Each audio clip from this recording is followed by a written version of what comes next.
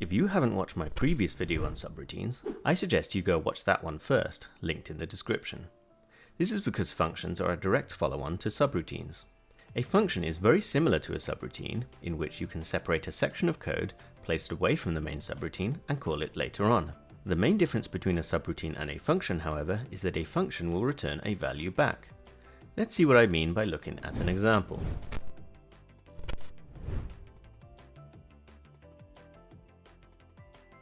You may recognize this code as the one from my previous video on subroutines, with a few key differences. The most obvious is that instead of using a console.writeLine to output the answer to our calculator, we instead use this return command. Secondly, instead of saying static void, we've replaced the void with the variable type int.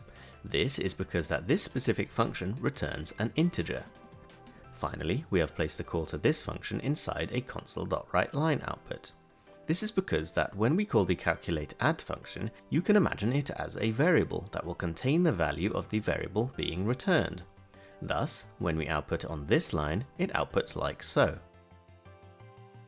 This can be difficult to get your head around how this works, so let's call the function without actually outputting the function.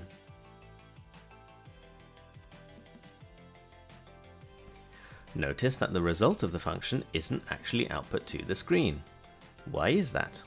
Well, because as we said, the call to the function only contains the return value of the function, so if we don't command the program to output the value, it will not. So let's create another integer that will store the return result of this function call and output that variable.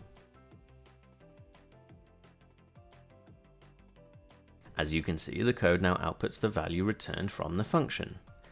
That is because we stored that return value in this integer, then output that integer from the console.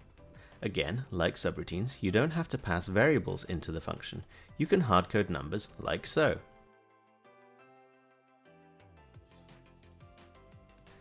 As you can see, two calls to the subroutine result in two different outputs.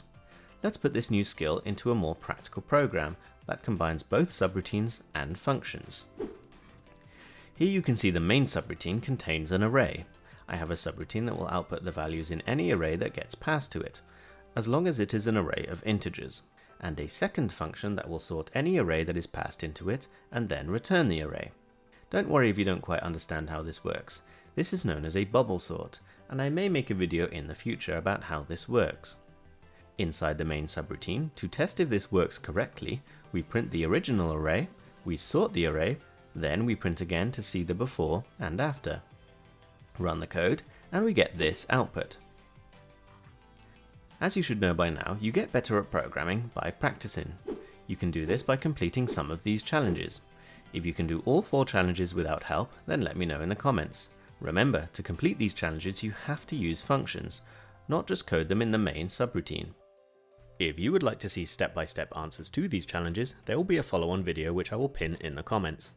If you learned something new from this video, or enjoyed it otherwise, please give this video a like and tap that subscribe button for more coding videos.